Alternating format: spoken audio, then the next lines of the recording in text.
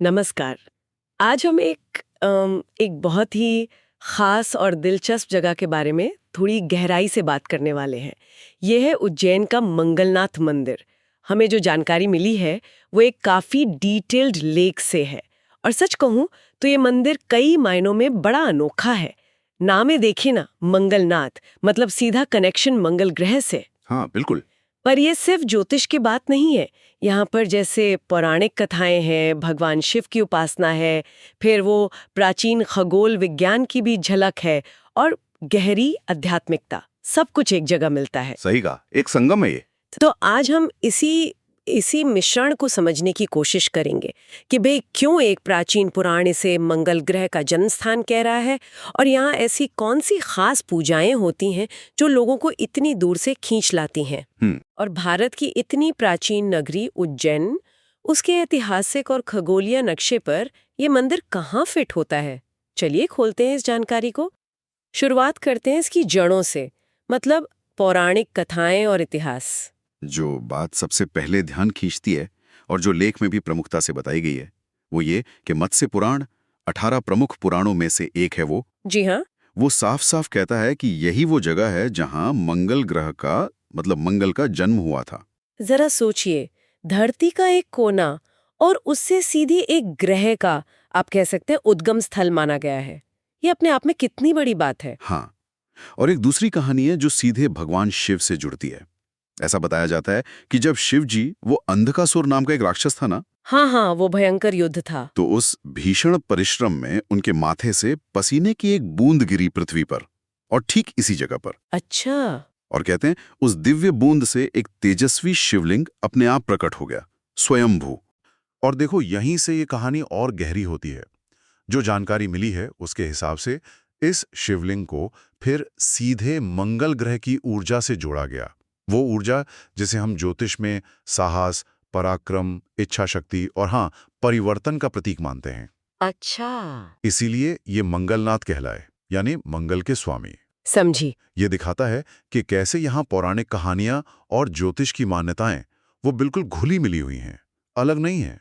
और अगर इतिहास की तरफ देखें तो मंदिर तो खैर बहुत पुराना है, प्राचीन है। हाँ, प्राचीनता तो है ही। लेकिन इसका जो आज का स्वरूप है वो समय के साथ रेनोवेट हुआ है। लेख में खास तौर पर मराठा काल के जो सिंधिया शासक थे, हाँ, सिंधिया, उनका जिक्र है कि उन्होंने 18वीं-19वीं शताब्दी के आसपास इसके पुनर्निर्माण में, इसके रख रखाव में काफी अहम भूमिका निभाई।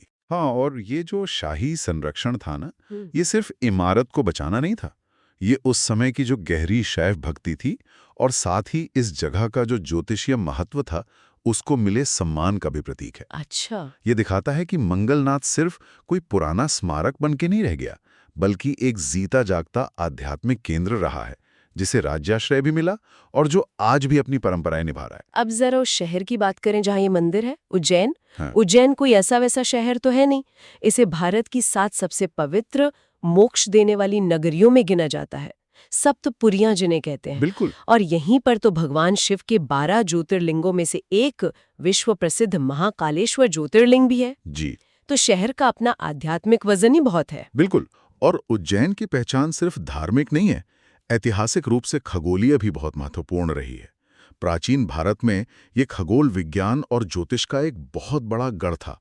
वरामिहिर, ब्रह्मगुप्त जैसे नाम यहीं से जुड़े हैं। हाँ, मैंने भी पढ़ा है इनके बारे में। और 18वीं सदी में सवाई जयसिंह ने जो वेदशाला बनवाई थी, जंतर मंतर, हाँ, जंतर मंतर, वो आज भी उस गौरवशाली अतीत की गवाह है। हाँ। तो मंगलनाथ मंदिर जो है वो इसी समृद्ध आध्यात्मिक और खगोलीय विरासत की एक, आप कह सकते हैं, अहम कड़ी है। मंदिर की लोकेशन भी बड़ी दिलचस्प है। ये शहर के मेन हिस्से से थोड़ा सा हटकर है। हाँ, पवित्र शिप्रा नदी के किनारे एक छोटी सी पहाड़ी पर। इससे ना एक शांत और बड़ा सुंदर सा माहौल मिलता है इसे। हाँ, सही कहा।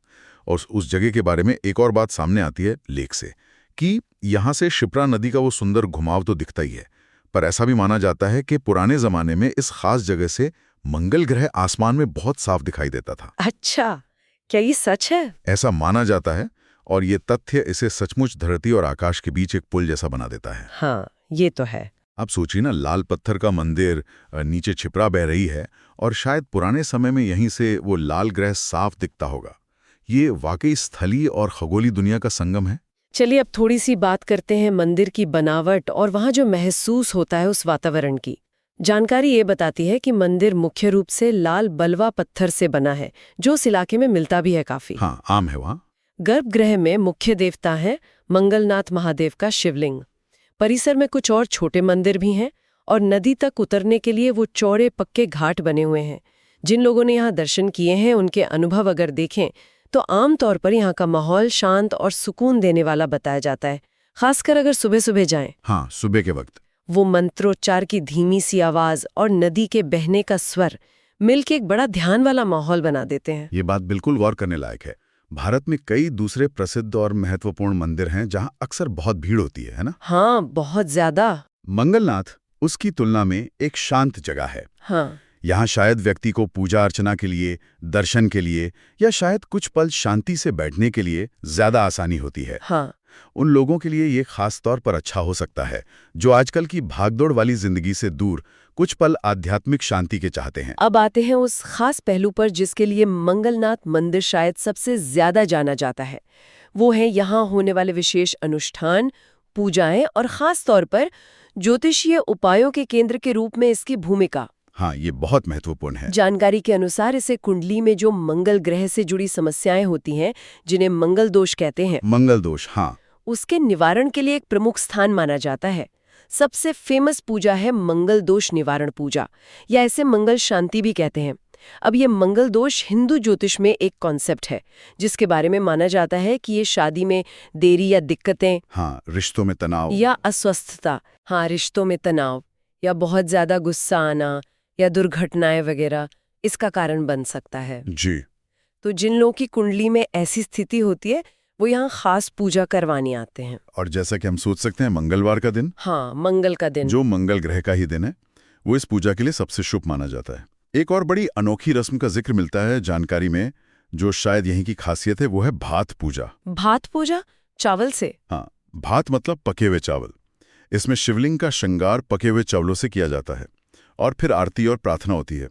ये पूजा मुख्य रूप से शीतलता, शांति, घर में समृद्धि और ग्रहों के अनुकूलता के लिए की जाती है। ये तो सुनने में ही बड़ा रोचक लग रहा है। हाँ, और देखने में भी काफी अलग तरह की पूजा होती होगी है। इनके अलावा यहाँ नवग्रह शांति पूजा भी होती है। नवग्रह मतलब? हिंदू ज्योतिष के 9 मुख्य ग्रह, सूर्य, चंद्र, मंगल, बुध, गुरु, शुक्र, शनि, राहु, केतु। हाँ, 9 ग्रह। तो ये पूजा इन सभी ग्रहों के अगर कोई नेगेटिव प्रभाव हैं तो उनको शांत करने और जीवन में एक बैलेंस लाने के लिए की जाती है। और क्योंकि ये मूल रूप से शिवजी का मंदिर है, हाँ, वो तो है ही, तो यहाँ शिव पूजन की जो मुख्य विधियां हैं, जैसे रुद्राभिषेक, जिसमें अलग अलग पवित्र चीजों से शिवलिंग का अभिषेक होता है, और महामृत्युंजय जाप, जो सेहत और लंबी उम्र के लिए एक बहुत शक्तिशाली मंत्र जाप है, वो भी नियमित रूप से होते हैं।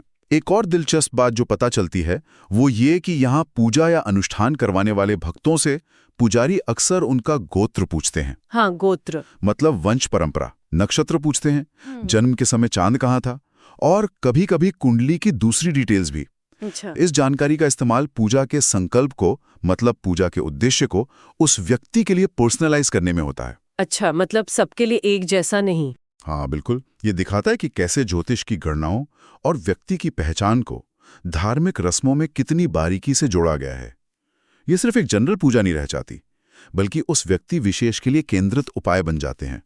तो इन सब बातों को अगर हम एक साथ रखें तो इस मंदिर का आध्यात्मिक सार क्या है, इसका निचोड़ क्या है? देखो, इसका सार जैसा जानकारी से समझ आता है वो पौराणिक कथाओं, शिव भक्ति और ब्रह्मांडीय ऊर्जाओं के एक अद्भुत मेल में है। एक तरफ ये भगवान शिव का मंदिर है, शिव जो विनाशक भी हैं और कल्याण करने वाले भी, जो परिवर्तन की शक्ति रखते हैं। भक्त उनकी कृपा पाने आते हैं। दूसरी तरफ, क्योंकि ये मंगल का जन्मस्थान माना गया है, तो ये उस ग्रह से जुड़ी ऊर्जाओं का केंद्र बन जाता है। साहस, अनुशासन, जमीन जायदाद, रिश्ते, जीवन शक्ति, इन सब का यहाँ जो अनुष्ठान होते हैं, खासकर मंगल दोष निवारण वाले, वो इसी ऊर्जा को बैलेंस करने की कोशिश है। अच्छा। और फिर इसकी जो खरोड़ीय विरासत है वो हमें उज्जैन के उस महान अतीत से जुड़ती है, जहां आसमान के ग्रहों की चाल को इंसानी किस्मत से जोड़कर समझने की कोशिश होती थी। तो यहाँ आना या पूजा करना वो सिर्फ किसी प्रॉब्लम का ज्योतिषीय हल नहीं है, नहीं, बल्कि ये खुद को एक बड़ी कॉस्मिक व्यवस्था के साथ अलाइन करना, उसके साथ तालमेल बिठाना और शिव की दिव्य उपस्थिति से शक्ति पाना, ये भी एक आध्यात्मिक कोशिश है। बिल्कुल सही कहा, एक आध्यात्मिक प्रयास है ये। तो फिर सवाल उठता है कि भाई किसी को यहाँ क्यों जाना चाहिए? अगर हम संक्षिप्त में बताएं तो लेख से कुछ मुख्य वजह समझ आती हैं। पहला और सबसे यूनिक कारण तो है इसका विशिष्ट ज्योतिषीय फोकस। हाँ, ये तो है। ये शायद दुनिया का अकेला ऐसा बड़ा मंदिर है जो सीधे सीधे मंगल ग्रह को समर्पित है। ये इसे उन लोगों के लिए बड़ा खास बना देता है जो ज्योतिष में मानते हैं या ग्रहों के असर के बारे में जानने में रुचि रखते हैं। दूसरा कारण है शांत और सुंदर वातावरण। शहर से थोड़ा दूर पहाड़ी पर शिप्रा नदी के किनारे ये दर्शन के लिए, ध्यान के लिए, शांति से कुछ पल बिताने के लिए एक बहुत अच्छी जगह है, खासकर अगर आप भीड़ भाड़ से बचना चाहते हैं। हाँ, वो सुकून मिलता है वहाँ। तीसरा, जीवंत पारंपरिक अनुभव। मंगलवार को यहाँ जो खास पूजाएं होती हैं, जैसे मंगल शांति पूजा या वो भात पूजा, उनको देखना या उनमें शामिल होना, ये हिंदू धर्म की जो जीवंत और ऑथेंटिक रस्में हैं उनका अनुभव करने का एक मौका है। सही। और चौथा, ब्रह्मांडीय जुड़ाव का एहसास। ये उन गिनी चुनी जगहों में से है जहां पौराणिक कथाएं, ग्रहों का ज्ञान और आध्यात्मिक साधना इतनी आसानी से और स्वाभाविक रूप से एक साथ मिलते हैं। ये आपको इतिहास और ब्रह्मांड दोनों से जुड़ा हुआ महसूस करा सकता है। बिल्कुल। और अगर कोई यहाँ जाने का प्लान कर रहा है तो कुछ प्रैक्टिकल जानकारी भी है जो काम आ सकती है। जानकारी के मुताबिक मंदिर आमतौर पर सुबह 4 बजे से रात 8 बजे तक दर्शन के लिए खुला रहता है। काफी लंबा समय है। हाँ, और यहाँ रोज सुबह और शाम आरती भी होती है। जैसा हमने पहले भी कहा, मंगलवार को यहाँ भक्तों की भीड़ बहुत ज्यादा होती है क्योंकि वो मंगल का दिन है। महाशिवरात्रि, नवरात्रि और दूसरे जो बड़े हिंदू त्योहार हैं उन पर भी यहाँ खास आयोजन और उत्सव होते हैं, तब भी काफी रश रहता है। हाँ, त्योहारों पर तो होगा ही। तो मेरा सुझाव ये रहेगा कि अगर कोई शांति से बिना ज्यादा भीड़-भाड़ के दर्शन करना चाहता है तो सुबह जल्दी निकल जाए, शायद सूरज निकलने के आसपास। लेकिन अगर कोई त्योहारों के समय की वो रौनक, वो चहल-पहल, मंदिर की वो जीवंत संस्कृति देखना चाहता है तो उस समय जाना भी एक अलग ही अनुभव देगा।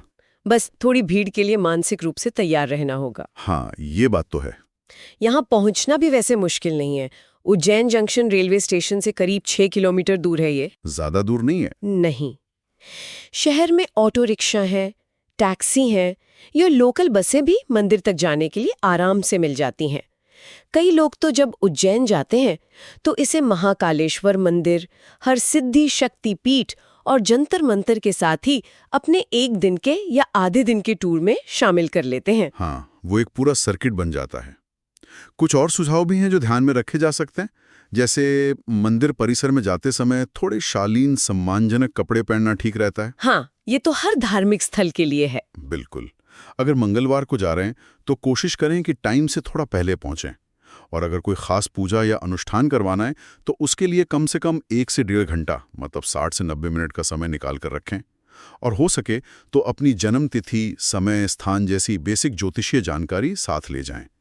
पुजारी को संकल्प लेने में मदद मिलती है उससे। अच्छा, ये जरूरी है। और हाँ, पूजा के लिए जो दक्षिणा या भेंट होती है वो अलग अलग हो सकती है, तो बेहतर है कि किसी भी कंफ्यूजन से बचने के लिए अनुष्ठान से पहले ही पुजारी जी से इस बारे में साफ साफ बात कर लें। तो कुल मिलाकर अगर हम देखें, उज्जैन का मंगलनाथ मंदिर सिर्फ एक पूजा पाठ की जगह नहीं है। ये भारत की उस गहरी और प्राचीन समझ का प्रतीक है जो पौराणिक कथाओं की दुनिया को, आसमान के ग्रहों की चाल को और रोजमर्रा की आध्यात्मिक साधनाओं को एक ही धागे में पिरो सकती है। बिल्कुल सही कहा आपने। हमने देखा कि कैसे ये जगह भगवान शिव की उपासना को मंगल ग्रह के जन्म की उस अनोखी कहानी से जोड़ती है, कैसे ये ज्योतिषीय उपायों का, खासकर मंगल दोष निवारण का एक महत्वपूर्ण केंद्र बना हुआ है, और कैसे ये उज्जैन के उस समृद्ध ऐतिहासिक और खगोलीय संदर्भ में अपनी खास जगह बनाए हुए हैं। तो चाहे कोई अपनी कुंडली के किसी दोष के निवारण के लिए यहाँ आए, या सब शिप्रा के किनारे बैठकर कुछ पल शांति के महसूस करने आए, या फिर बस भारत के इस अद्भुत सांस्कृतिक और आध्यात्मिक इतिहास के एक पहलू को जानने की इच्छा से आए, यहाँ का अनुभव व्यक्ति को कहीं ना कहीं एक गहरे ब्रह्मांडीय जुड़ाव का और एक आंतरिक शांति का एहसास जरूर करा सकता है। और ये हमें इस विचार के साथ छोड़ जाता है कि इंसान कितनी सदियों से, कितने समय से आसमान के रहस्यों को समझने की कोशिश कर रहा है, ग्रहों के प्रभावों को जानने की और उनके साथ अपने जीवन का तालमेल बिठाने की कोशिश कर रहा है। और मंगलनाथ जैसे स्थान इसी निरंतर मानवीय खोज के बड़े शक्तिशाली प्रतीक हैं, जो हमें याद दिलाते हैं कि कम से कम इस पवित्र नगरी उज्जैन में तो धरती और आकाश शायद कभी एक दूसरे से बहुत दूर थे ही नहीं।